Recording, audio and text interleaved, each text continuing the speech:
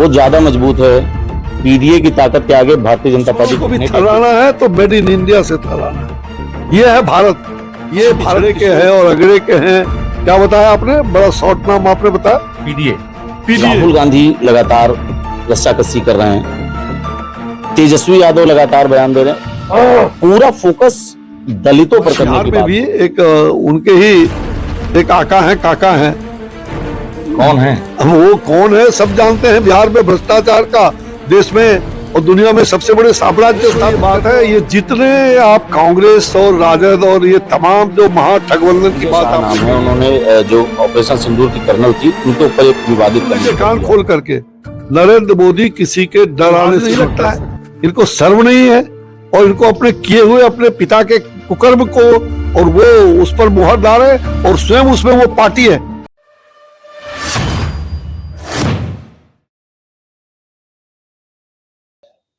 भाजपा के वरिष्ठ नेता एवं पूर्व केंद्रीय मंत्री अश्विनी चौबे इस वक्त हमारे साथ हैं। सर, छोटे से मेहमान के बुलावे पर आज आप बाराबंकी आए हैं और हम देख रहे थे कि काफी मिलनसार तरीके से मिले हैं।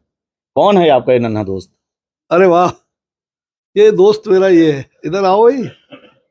देखो आप, ये मुश्किल से 12 साल का है, 13 साल का जी। हाँ, और ये घोड़ा पर चढ़ता है। मैं इसके घोड़े को और इसके अस्तबल को और गौ माता, ये गाय का दूध पीता है, तो गौ माता को भी प्रणाम करने के लिए आया था और घर में अपने इसे मिलने भी आया था। मुझे अच्छा लगा कि ये पूरा सनातनी है। तो नाम बोलो ये अपना प्रेम से। राजवीर मिश्रा। हाँ, ये राजवीर है और महाराणा प्रताप का के जैसा ये घोड़े पर इतना अच्छा, इसके वीडियो मैंने देखा, मैं आकर्षित हो गया कल और मैंने कहा कल जाऊंगा ही बाराबंकी में घर पर। अच्छा, ये तो हो गई बाराबंकी की बात। थोड़ा सा राजनीति पे आ जाते हैं।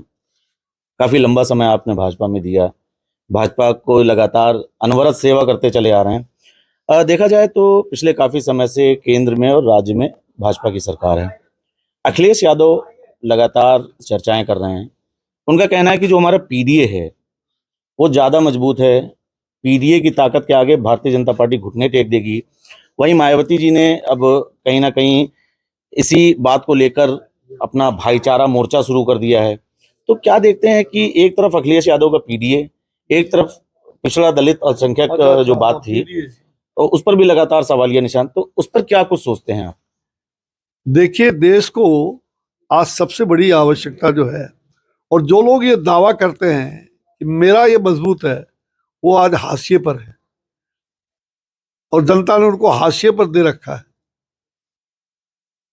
इसलिए मुझे ऐसा लगता है भारतीय जनता पार्टी आज देश में सबसे बड़ी पार्टी है, सबसे शक्तिशाली पार्टी है, सबसे विधायक में भी सांसद में भी हम पूरे देश में छाए हुए, 12 करोड़ की सदस्यता की पार्टी है। भारतीय जनता पार्टी मूल्यों की राजनीति को लेकर के आगे बढ़ी है। हम वैल्यू बेस्ड पॉलिटिक्स करते हैं और हमारे भारतीय जनता पार्टी का जो लक्ष्य है वो हम राष्ट्र को, अपने देश को एक विकसित भारत के रूप में बनाएं। एक नया भारत, जो प्रधानमंत्री जी की सोच है, नरेंद्र भाई मोदी जी ने जिस प्रकार से देश को, आज भी आपने देखा युद्ध के अंदर भी प्रयोग हुआ, तो किस प्रकार से मेड इन इंडिया, यह जो हमने एक बल दिया है, दुश्मनों को भी थराना है तो मेड इन इंडिया से थराना है। यह है भारत, ये भारत की सोच, भारत की सांस्कृतिक चेतना को जगाने का काम और देश को विकसित भारत बनाने का जो 2047 का भारत कैसा है उसका लक्ष्य हमने, उसका खाका हमने तैयार किया है। इसलिए भारतीय जनता पार्टी इन छोटे छोटे चीजों को, इन विषयों को, हम पिछड़े के हैं और अगड़े के हैं। क्या बताया आपने, बड़ा शॉर्ट नाम आपने बताया, पीडीए जी। मैंने आज नया नाम सुना, पीडीए। पीडीए मतलब पिछड़ा दलित और जो समाजवादी पार्टी का कहना है कि पिछड़ा दलित अल्पसंख्यक। देखो, ये लोग इस प्रकार के ही गलत बातों का व्यवहार करते हैं। हमारे बिहार में भी एक उनके ही एक आका है, काका है। कौन है वो कौन है सब जानते हैं। बिहार में भ्रष्टाचार का देश में और दुनिया में सबसे बड़े साम्राज्य स्थापित करने वाला, ये सब जानते हैं। लोकनायक जयप्रकाश के जी के आंदोलन के गर्व से पैदा हुए हम सब लोग हैं। हम में से ही कुछ लोग आज कांग्रेस के गोद में बैठ करके और भ्रष्टाचार और कांग्रेस के कठपुतले बने हुए हैं, और भ्रष्टाचार को और तानाशाह को वो पूरी तरह से जो लोकतांत्रिक व्यवस्था है उसको भी तोड़ मरोड़ करके आपातकाल लाने वाले के गोद में बैठे हुए हैं। सर, उत्तर प्रदेश की बात हुई थी, देश पे पहुंचे, फिर अब हम एक राज्य पे आखिरी चर्चा को ले गए, बिहार। बिहार की जब बात आती है तो चुनाव उसके करीब हैं और आप भी बिहार को बहुत करीब से जानते हैं। मौजूदा समय में देखा जाए तो विगत लोकसभा चुनाव पे अगर हम जाते हैं, एक गठबंधन हुआ था, लेकिन बिहार में अब परिस्थितियां जैसा कि सामने दिख रही हैं, राहुल गांधी लगातार रस्साकसी कर रहे हैं, तेजस्वी यादव लगातार बयान दे रहे हैं, पूरा फोकस दलितों पर करने की बात हो रही है। क्या लगता है कि ये रणनीति किस तरीके से वहां पर इम्प्लीमेंट होगी, किस तरीके से ये महागठबंधन का असर बिहार में दिखेगा? पहले तो ये बात है, ये जितने आप कांग्रेस और राजद और ये तमाम जो महागठबंधन की बात आपने कही है, ये लोग बाजारू लोग हैं, बिकाऊ लोग हैं, ये टिकाऊ नहीं है। भारतीय जनता पार्टी जनता को अस्थिर सरकार देती रही है, और अस्थिर सरकार हम बिहार में आज भी चला रहे हैं, और आगे आने वाले दिनों में अस्थिर सरकार भी भारतीय जनता पार्टी देगी। और ऐसी सरकार जहां सबका समावेश हो, समावेशी, हमने भारतीय जनता पार्टी ने कभी भी, हम ये नहीं कहते हैं कि हम फलाना के हैं, हम दलित को हम माई समीकरण बनाएंगे तो हम लव कुश पैदा करेंगे। ये सब चीज कौन कौन किसी फुवारा किसने छोड़ा है? उन्हीं लोगों ने ये किया है। यही राजद कांग्रेस के नेता कभी माई बोलते हैं, कभी आप अभी उत्तर प्रदेश में आपने पीडीए का नाम लिया। हम तो सनातनी हैं, हम भारत को सर्वधर्म समभाव और समावेशी भारत, और जो हमारी सोच है न्यू इंडिया, जो आदरणीय प्रधानमंत्री नरेंद्र भाई मोदी जी ने श्रद्धेय अटल बिहारी वाजपेयी जी के पद चिन्हों पर चलते हुए और आज देश का एक बागडोर संभाले हुए, देश को शक्ति भी चाहिए और देश के लिए भक्ति भी चाहिए, देश को विकास भी चाहिए। तो आज विकास पुरुष के रूप में जो प्रधानमंत्री जी ने कायम किया है और पूरे विश्व में भारत की सांस्कृतिक चेतना को जगाने का काम किया है, वसुधैव कुटुंबकम, पूरा विश्व हमारा परिवार है, हमने विश्व बंधुत्व की बात को भी बल दिया है। आज हम पूरे विश्व के अंदर जो हमारा राजनीतिक एक कह सकते हैं कि जो डिप्लोमेसी है, हम उसमें भी भारत को काफी आगे बढ़ा करके, और देश में आज भारत के बिना कोई देश आगे नहीं बढ़ सकता, भारत को छोड़ के कोई देश सोच भी नहीं सकता, चाहे कितना भी बड़ा मजबूत देश क्यों ना हो, भारत को इग्नोर नहीं कर सकता। बिल्कुल। अच्छा, भारत की बात हुई भी, भारत और पाकिस्तान में जो संघर्ष चला, जिसमें भारत ने कहीं ना कहीं अपनी ताकत, अपनी सैन्य क्षमता, अपना शौर्य, अपना प्रदर्शन दिखाया। भारतीय जनता पार्टी ने तिरंगा यात्रा निकाली कि हम उस शौर्य से, उस पराक्रम से लोगों को परिचित करा सकें। उस पर भी सवाल उठ रहे हैं, लोग कह रहे हैं कि बीजेपी, जो देश संघर्ष चल रहा था, एक युद्ध जैसी घटना हुई और डोनाल्ड ट्रंप के कहने पर वापसी हो गई, तो इसमें लगातार ये कह रहे हैं कि बीजेपी देश की, इस राष्ट्र की जीत को अपना बताने में जुटी हुई है, इसके हिसाब से चुनाव लड़ेगी। नहीं, ऐसा नहीं, पूरे देश की जनता की जीत है। ये युद्ध को अगर लाने का, अगर किसी ने तबाही बचाने का प्रयास किया तो वो पाकिस्तान है, भारत नहीं है। बिल्कुल नहीं। हम अहिंसा परोधर्म के उपासक हैं, लेकिन भैया अगर छेड़ोगे तो हम छोड़ेंगे भी नहीं। हम घुस के मारने वाले लोग हैं। हम कायरता पूर्वक, जिस प्रकार से 22 तारीख को आपने हमारी माँ बहनों का सिंदूर धुलाने का प्रयास किया, उस सिंदूर का बदला हमने ऑपरेशन सिंदूर से उनके मस्तक को बारूद के गोले से रक्त रंजित करके हमने दिखाया जी। उस सिंदूर के रंग को हमने उनके मस्तक को उस बारूद के गोले से, और मेड इन इंडिया के द्वारा। यह है भारत की शक्ति, भारत की आधुनिक शक्ति। और जहां तक आप कहते हैं कि भारत को अपना, भारतीय जनता पार्टी अपनी जीत नहीं पता, ऐसा कहा। ये सारे दल मिलकर के सब लोगों ने एकता का परिचय दिया। मैं सबको बधाई देता हूं, सबको बधाई देता हूं। और करना चाहिए। जब देश संकट में आता है, जब परिवार में संकट होता है, तो परिवार में अलग अलग डफली अगर बजाएंगे तो परिवार का नक्शा ही बदल जाता है। इसलिए ये हमारा परिवार, हमारा भारत का यह जो राष्ट्र है, जितने भी दल के लोग हैं, दल अलग अलग हो सकता है, लेकिन इसे एक महान राष्ट्रीय पर्व के रूप में हमने कि भाई हमारा राष्ट्र है, राष्ट्रीय हमारे लिए सब कुछ है। राष्ट्र इदम नोमम इदम राष्ट्रीय राष्ट्र है, तो राष्ट्र हमारे लिए परम है, हमारे लिए राष्ट्रीय सब कुछ वैभव है। और मुझे लग रहा है कि जो लोग भी, सब लोगों ने एकजुट दिखाया है, एकता पूर्वक बताया है। ये ठीक है कि अब कुछ लोग गलत बात करें कि अब युद्ध होना चाहिए। अरे युद्ध का कोई समय होता है ना? युद्ध हमने किया, और हम किसी के, सुन लीजिए कान खोल करके, नरेंद्र मोदी किसी के डराने से न डर सकते हैं।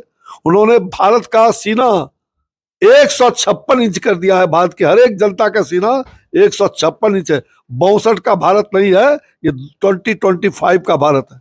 हम 2047 में एक विकसित भारत बना करके हमने शौर्य का परिचय दिया है।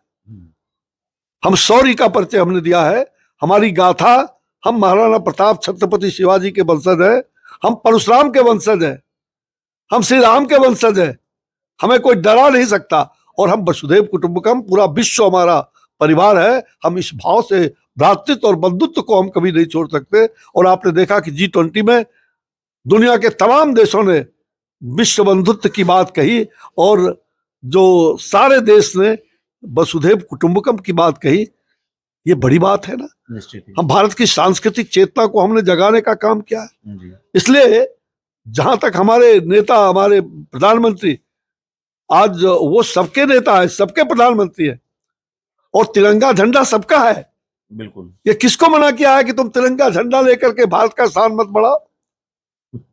अगर भारतीय जनता पार्टी के लोग तिरंगा लेकर के अगर सेना को और देश के इस विजय को अगर फहरा रहे हैं, तो सबको ये स्वतंत्रता है कि सब लोग तिरंगा झंडा लेकर के भारत के सेना को, मनोबल को मजबूत बनाइए।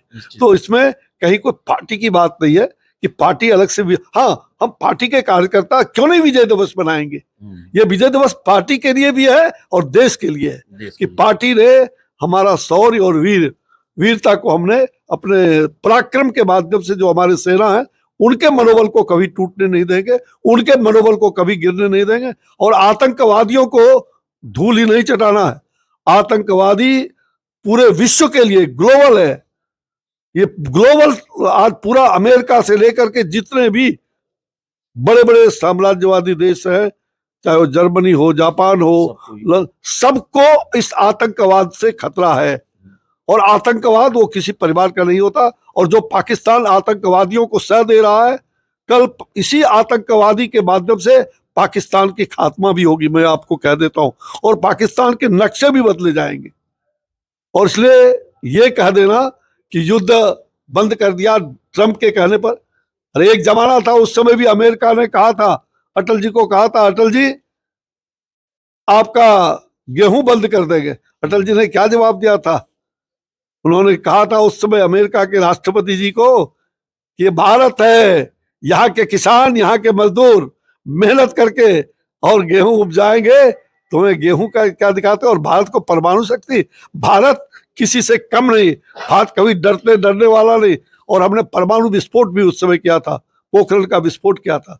इसलिए हमारे नेता और भारतीय जनता पार्टी के हमारे मतलब कहा जाए ऐसे दिग्पुरुष अटल बिहारी वाजपेयी जैसे लोग, जिन्होंने भारतीय जनता पार्टी को सींचा और देश को सींचा, देश को विकसित भारत बनाने का काम किया, आज उन्हीं के पद चिन्हों पर बढ़ चढ़ करके नरेंद्र भाई मोदी देश को आगे बढ़ाने के लिए सबका साथ, सबका विकास, सबका विश्वास और सबका भरोसा लेकर के आगे बढ़ रहे हैं।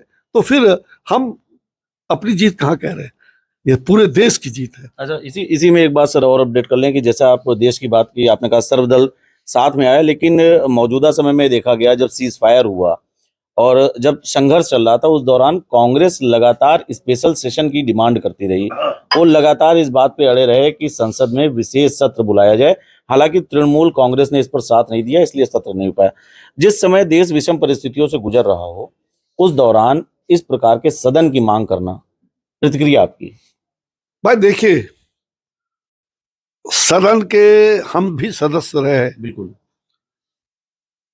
और सदन जब कोई आपातकाल की स्थिति पैदा हो गई तो पहले हम आपातकाल से निपटेंगे। हमारे घर में पहले अगर कोई क्रिमिनल घुस जाए तो हम क्या करेंगे कि सब क्रिमिनल के खिलाफ हम लड़ेंगे या हम गांव वालों को बुलाने जाएंगे? ऐसा तो नहीं करते। और इसलिए जो लोग ये कहते हैं, उस समय भी आपको याद होगा जब पाकिस्तान के साथ युद्ध हुआ था, हमारे नेता अटल बिहारी वाजपेयी ने क्या कहा था? इंदिरा गांधी को कहा था कि हमारी दुर्गा है, कहा था ना? इंदिरा दुर्गा का रूप कहा था, इंदिरा दुर्गा है, या देवी सर्वभूतेषु शक्ति रूपेण संस्थिता। और मैं आपसे बताना चाहता हूं कि भारत अजय शक्ति के साथ आगे बढ़ रहा है, और जिस प्रकार से हमारे विपक्ष के साथ ही सार्थक उनका सहयोग होना चाहिए। ठीक है, राजनीति वो करे, राजनीति से हमें कोई दिक्कत नहीं है उनको, लेकिन राजनीति ऐसा नहीं होना चाहिए जिससे देश का मनोबल टूटे। अब आज आवश्यकता हमें, आप मांग कर रहे थे, लेकिन आवश्यकता इस बात की नहीं थी। आवश्यकता थी कि हमें सैन्य बल को भी आगे, अगर हमको देश को बॉर्डर पर भी जाना पड़े तो हम लाखों की संख्या में हमारे युवा बॉर्डर पर भी जाकर के सेना के मनोबल को ऊंचा करते हुए हम हर प्रकार का सहयोग करेंगे, सेवा का काम करके। उन्हें राशन भी पहुंचाना होगा तो हम राशन लेकर के भी लाखों, ये जब लोगों में नेशन फर्स्ट का जो भावना है, और इसलिए उस समय कोई सेशन बुलाने की बात कोई तर्क संगत नहीं लगता है। मुझे लगता है कि वो हो सकता है कुछ राजनीतिक दल, हमारे विपक्षी साथियों को लगा होगा कि अभी सेशन बुला करके, और सबको सर्वदलीय बैठक करके, और हमारी पार्टी ने, हमारे सरकार ने सर्वदलीय पार्टी बुलाया, एक बार ने दो बार बुलाया, सबसे व्यक्तिगत राय परामर्श की। तो मुझे लगता है कि हर बात में इस प्रकार की नोक निकालना, ये मुझे लगता है ये आवश्यक विपक्ष को ऐसा नहीं करना चाहिए। ठीक है, विपक्ष है, वो अच्छे काम में, मैंने तो विपक्ष की प्रशंसा किया। जब आपात की स्थिति आती है तो देश एक साथ एकजुट होना चाहिए, और मुझे लगता है कि वो एकजुटता का परिचय भारत ने दिया, और जिसका परिणाम निकला कि 3 दिन के अंदर अमेरिका जैसे देश को भी वो आना पड़ा। और कोई ऐसा नहीं कि भारत को डरा करके या भारत को कोई धमका करके हमने समझौता। जब पाकिस्तान अपने हाहाकार हो रहा था, पाकिस्तान ने प्रार्थना किया, करबद्ध पाकिस्तान प्रार्थना की हालत तो मंत्री जी इस वक्त वही रहेगी जैसा लोग सोशल मीडिया पे लिख रहे हैं कि बेगानी बारात में अब्दुल्ला दीवाना। क्या बेगानी बारात में अब्दुल्ला दीवाना? अच्छा, पाकिस्तान के लोग पाकिस्तान को लेकर हर भारतवासी लिख रहा है कि बेगानी बारात में अब्दुल्ला दीवाना। हाँ। मतलब शौर्य, ताकत अपने देश की सेना ने दिखाई। एक अंतिम सवाल आपसे लेना चाहेंगे। मध्य प्रदेश के एक नेता हैं आप ही की पार्टी के, एक गलत बयानबाजी इस वक्त कहीं ना कहीं हो गई है, और उसके बाद से लगातार बीजेपी को घेर रही है विपक्ष। विजय शाह नाम है, उन्होंने जो ऑपरेशन सिंदूर की कर्नल थी उनके ऊपर एक विवादित कमेंट कर दिया। उन्हीं मंत्री जी ने, नेताजी हैं, उन्होंने ये कह दिया कि विजय शाह, बीजेपी जी, मध्य प्रदेश के, तो उस पर हाईकोर्ट ने आदेश दिया है कि मुकदमा दर्ज होना चाहिए। इस मामले में देखो, कुछ मुझे लग रहा है कि ऑपरेशन सिंदूर के बारे में किसी को कुछ कहने का कोई औचित्य ही नहीं प्रतीत होता है, और जिसने भी कहा है, चाहे वो किसी पार्टी से जुड़ा हुआ हो, मैं इसको पूरी तरह से इसको खारिज करता हूँ। और अब हाईकोर्ट का अपना काम है, हाईकोर्ट न्याय देने की बात होती है, हाईकोर्ट जो उचित होगा वो जरूर हाईकोर्ट अपना करती रही, आगे भी करेगी। लेकिन हमें देश के ऐसे शौर्य और वीर और अपने ऐसे पराक्रम, सेना का पराक्रम को हम कभी कमजोर नहीं कर सकते। हमारे लिए वही सब कुछ है, और इसलिए भारत अजय और शक्ति के साथ आगे बढ़ रहा है। और मुझे लगता है दुनिया में भारत को लोहा मान रहा है। सब लोग, दुनिया ने देखा कि जो हमने कहा वो करके दिखाया। हमने घर में घुस के मारा, और आज भी हमारे प्रधानमंत्री चेतावनी दे रहे हैं, अगर तिनका भी फेंकने का काम किया, हमारा ऑपरेशन सिंदूर जारी है। हम एक एक आतंकवादियों को घुस करके, अगर वहां के राष्ट्रपति और प्रधानमंत्री भी घर में छिपा करके रखेंगे, तो हम उनके वहां भी बारूद के गोले फेंक करके उसका आतंकवादी को वहां भी हम मार गिराएंगे। ये हमारा भारत है। बिहार की राजनीति पे बात कर रहे थे। बिहार की राजनीति इस बार क्या बताने जा रही है? भाई, बिहार में भारतीय जनता पार्टी और एनडीए गठबंधन इंटैक्ट है, एक साथ है।